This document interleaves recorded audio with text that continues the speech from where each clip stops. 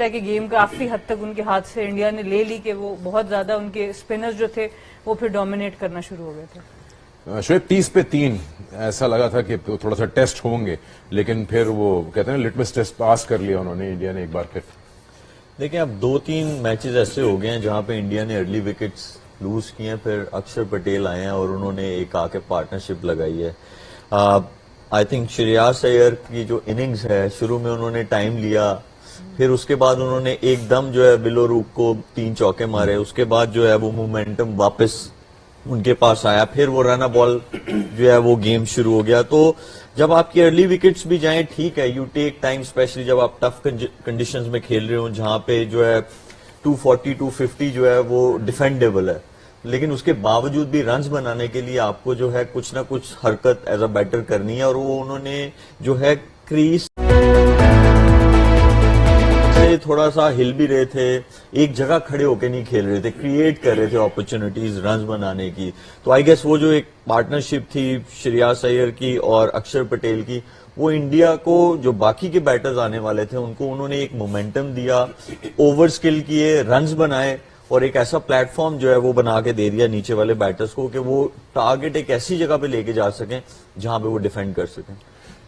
मैं मेंशन किया था शायद शोएब ने भी कि शायद वॉशिंगटन को खिलाएं, कुछ और फॉर्मर क्रिकेटर्स भी यही कह रहे थे पाकिस्तान में, लेकिन ऐसा लगता है कि उन्होंने कंडीशंस को, हर चीज को इतना परफेक्टली रीड किया है। चौथा स्पिनर आज खिलाया, 9 विकेटें स्पिनर ले गए आज 10 में से। देखिए नजर आ रहा था जब पिच रिपोर्ट हमने अर्ली मॉर्निंग देखी, जब लाइक आफ्टरनून में हमें जब पता लगा कि ये पिच है, तो वो क्योंकि दुबई में हम लोग बहुत खेले, 8 से 10 साल हम लोगों ने खेला हुआ, और जब इतनी स्लो पिच, इतनी ड्राई पिच मिले तो देयर इज नो चांस कि आप उसको चेस की तरफ जाएं अगर आपके पास क्वालिटी स्पिनर मौजूद है।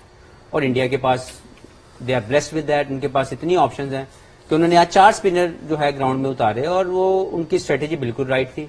Batting first was always a better option जो आज की कंडीशन थी। I think losing toss, I said earlier in the pre match के it's good thing to have as a captain के। वैसे भी वो उन्होंने बोला कि वो ब्रेक थ्रू दे दिए और टोटली अंडर प्रेशर डाला, लेकिन क्वालिटी इनिंग्स जैसे श्रेयस अय्यर की बात करें, उसमें उनकी फील्डिंग की अगर आप बात करें तो जो विराट कोहली का कैच है that is a special one. Like बड़े अरसे बाद शायद ही इस तरह की कोई एथलेटिक किस्म की जो एफर्ट हमने देखी, जो ग्लेन फिलिप तो मशहूर हो गए हैं कि इस तरह के कैचेस वो लेते हैं, लेकिन आज जो कैच था ये स्पेशल था। It reminds me the days of Jonty Rhodes. उसके बाद अगर रिकवरी की बात करें तो देखें जो प्लेयर होता है वो सिर्फ वन रोल के लिए नहीं बन सकता, ये हम बार बार कह रहे हैं, और अच्छी टीमें ये समझ चुकी हैं कि उनके प्लेयर्स को हर तरह की कंडीशन को हैंडल करना आना चाहिए। वो वन डायमेंशनल प्लेयर नहीं हो सकता। श्रेयस अय्यर ने पहले प्रेशर एब्जॉर्ब किया, उसके बाद उन डॉट बॉल्स को जो उस वक्त की जरूरत थी कि वो रिस्की शॉट ना खेले, उन्होंने उस प्रेशर से गुजरने के बाद फिर अपने सेटल होने के बाद अटैक किया, और जो इनिंग उन्होंने खेली उन्होंने मेक श्योर किया कि इस पिच के ऊपर 240 250 is a par runs according to the bowling resources we have. तो जब वो उन्होंने टच कर दिया then it's all for the spinners. I think जो 4 स्पिनर की आप बात कर रहे हैं, वरुण जो हैं वो लीडिंग फ्रॉम द फ्रंट थे। मैंने पहले कहा था कि उनको खिलाना चाहिए आज की कंडीशन में, और उनको खिलाया भी गया क्योंकि वो पिछली रिसेंट बहुत अच्छी फॉर्म में है। लास्ट जो सीरीज हुई इंग्लैंड के खिलाफ उसमें भी वो बहुत अच्छी बॉलिंग कर रहे थे, लेकिन क्योंकि जब वो यहाँ पहुंचे तो एक डिफरेंट कॉम्बिनेशन के साथ वो खेले, लेकिन जैसे उनको मौका मिला उन्होंने परफॉर्म किया। और ये शो करता है कि जब एज एन इंडिविजुअल आप पॉजिटिवली अपनी टर्न का इंतजार कर रहे होते हैं तो आप हमेशा परफॉर्म करते हैं।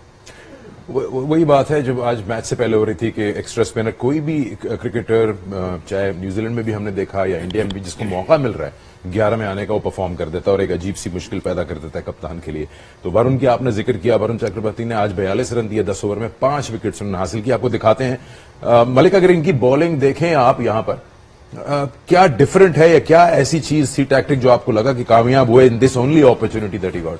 देखिए उनकी सबसे अच्छी चीज है जब भी कोई ऐसा मिस्ट्री स्पिनर जो है, मिस्ट्री स्पिनरिंग करे, और इनमें ये वो क्वालिटी है कि ये विद इन द स्टंप्स करते हैं, क्योंकि पता नहीं चलता एज अ बैटर के बॉल बाहर जाएगा अंदर आएगा। तो जब स्टंप्स में रहता है तो आप ये दोनों बैट के एजेस को जो है वो चैलेंज करते हैं। तो ये इनकी जो है क्वालिटी है। और दूसरा, आप एक चीज नोटिस करें कि हर स्पिनर नहीं कामयाब होता उन कंडीशंस में। आई थिंक ये थिंक टैंक को जरूर क्रेडिट देना चाहिए। जो लो ट्रेजेक्ट्री वाले बॉलर्स हैं, जिनकी स्पीड थोड़ी ज्यादा है और थोड़ी शॉर्ट ऑफ लेंथ स्टंप्स में बॉलिंग करते हैं, वो ज्यादा कामयाब है। हम अक्षर पटेल को देखें, हम जडेजा को देखें, हम वरुण को देखें, एक उनमें ऐसे हैं जो जरा लूप के साथ बॉल करते हैं, वो कुलदीप यादव। तो वो कैप्टन ने उस बंदे को ऐसी जगह पे लेके आए कि जहां पे उन्होंने एवरेज की कोशिश की कि ये 7 तक जाए एटलीस्ट, या 6 एंड ओवर जो है ये एवरेज जाए, ताकि वो हैंडी हो जाएगा। जब वो आएगा उसको टारगेट करेंगे बड़े शॉट्स का, तो वो हमें विकेट्स दिलाएगा। तो आई गेस 4 स्पिनर्स तो हैं, बड़ी अच्छी चीज है to have 4 spinners when you playing in Dubai, but captaincy was a major part in India's win. Captaincy की आपने बात की तो जब पूछा था रोहित को, एक प्रेस कॉन्फ्रेंस थी, ऐसी मीडिया चैट थी कि करते क्या हैं ये, वरुण ने बोला हमें तो नेट में सिर्फ ऑफ स्पिन करते हैं, हमें बताते नहीं, ज्यादा लिंक की वैरायटी का मुझे सच कोई आइडिया नहीं। But I think it's also a good tactic to bring in a mystery spinner when probably not many of them would have faced him in an important game.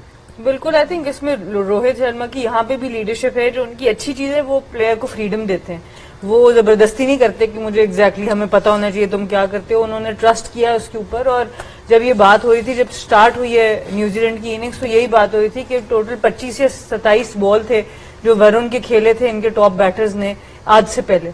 तो उनके लिए बिल्कुल एक नए बॉलर थे इस मैच के अंदर। और बहुत अच्छा पॉइंट शोएब भाई ने यहाँ पे किया कि वरुण जो है इस पिच के ऊपर तेज जरा स्लाइड उनका बॉल, जैसे एक तरह से राशिद खान टाइम नहीं देते प्लेयर्स को, इसी तरह की इनकी बॉलिंग नजर आई। एक्शन फर्क है बट टाइम नहीं देते, थोड़ा स्किट करते हैं। उसके बरक्स अगर आप ब्रेसवेल को देखें, जो बहुत कामयाब रहे हैं पाकिस्तान में, चाहे ट्राई सीरीज देख लें, चाहे चैंपियन अभी ट्रॉफी की मैचेस देख लें, क्योंकि वो बॉल काफी स्लो कर रहे थे, 78 टू 81, 85 के बीच में ऑपरेट कर रहे थे। उनको भी आज रन्स पड़े और कुलदीप यादव को भी पड़े, पर इस पिच के ऊपर जो थोड़ा तेज बॉल कर रहा है उसको जरा ज्यादा फायदा हो रहा है। तो ये एडजस्टमेंट्स हैं जो ऑब्वियसली इंडिया को ऐसा करनी नहीं पड़ी, क्योंकि वो सारे मैचेस वहां खेल रहे हैं, बट जो विजिटिंग टीम्स हैं उनको बहुत जल्दी करनी पड़ेगी। तो फिर आप आई गेस अपनी पूरी प्लानिंग अकॉर्डिंग टू ऑपोजिशन करेंगे। अगर पाकिस्तान के खिलाफ जब इंडिया ने खेला था तो ऐसी तेज गेंद नहीं हो रही थी, वहां पेस काफी कम थी कंपेयर टू जो बॉलिंग इन्होंने आज न्यूजीलैंड के बैटर्स को की स्पिनर्स ने, सिवाय कुलदीप के। देखिए, आप पिच की कंडीशन को भी देखते हैं। आज की पिच का जो ड्राइव था वो ज्यादा था। अगर आप देखें तो पाकिस्तान के खिलाफ जो मैच था उसमें बॉल इतना लंबा स्पिन नहीं हुआ। आज मार के भी स्पिन हो रहा था और छोड़ के भी हो रहा था। तो इसमें वेरिएशन को यूज करना, ये स्पिनर की अपनी एक असेसमेंट होती है कि जब वो पिच को देख लेता है और अपनी पेस को उसके मुताबिक, वो जो वेरिएबल जोन है उसके मुताबिक बॉलिंग करता है। लेकिन ओवरऑल अगर मैं इनकी पूरी एक कंपोजिशन में देखूं तो हैविंग अ 4 स्पिनर, अभी वाशिंगटन सुंदर बैठे में है। हम 4 स्पिनर की इस तरह बात कर सकते हैं कि इनमें से 2 बहुत अच्छे बैट्समैन हैं। अक्षर पटेल बैटिंग है नंबर 5, जडेजा बैटिंग है नंबर 7। तो उनकी कंपोजिशन में वो स्पिनर तो हैं लेकिन वो पूरे बैट्समैन भी हैं। तो इस तरह के बैट्समैन और इस तरह के बॉलर्स का होना, हार्दिक पांड्या है, अक्षर पटेल हैं, जडेजा, ये एक कंप्लीट पैकेज बन जाता है कि जो 10 ओवर के बॉलर भी पूरे हैं और पूरे 5, 6, 7 नंबर की बैटिंग करने वाले बैट्समैन भी हैं।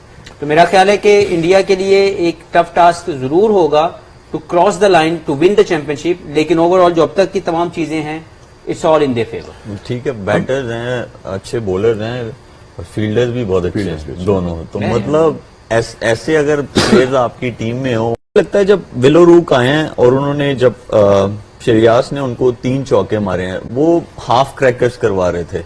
जब वो अपने सेकंड स्पेल में आए तो उन्होंने फिर प्रॉपर बाउंसर्स किए।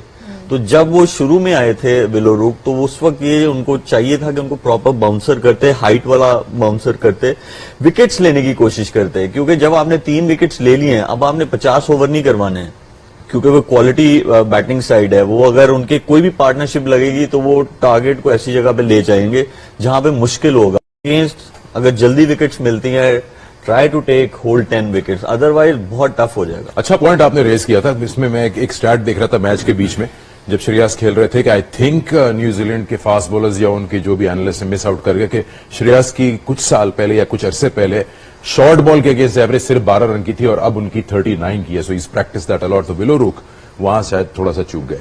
ब्रेक लेंगे, ब्रेक के बाद वापस आएंगे। और इंडियन टीम में स्पिनरों का सिलेक्शन हुआ तो बहुत लोगों ने उंगली उठाया, चाहे वो स्पोर्ट्स यारी वाले हो गए, चाहे वो स्पोर्ट्स तक वाले हो गए, कि भाई साहब 5-5 स्पिनर लेके जाया जा रहा है।